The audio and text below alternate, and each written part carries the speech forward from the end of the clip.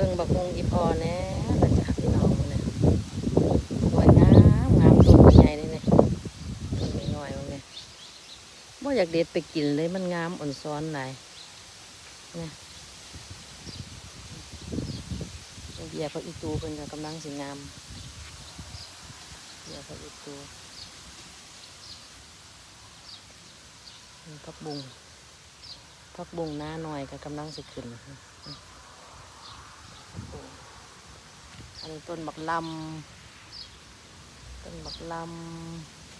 ผักชีลาว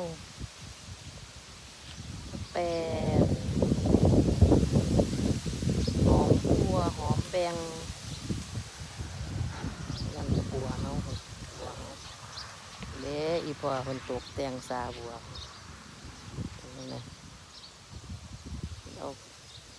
เงาไม่เงาไหลเลยมาใส่คนนะ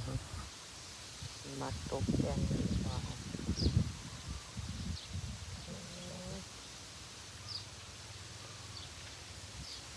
ก็ผักขาดเด้อพี่น้อง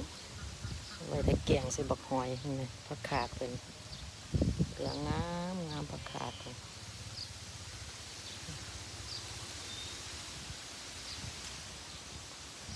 หน้านี่กี่ซ้อนหลายอยู่สิเป็นว่ากี่ซ้อนหลาย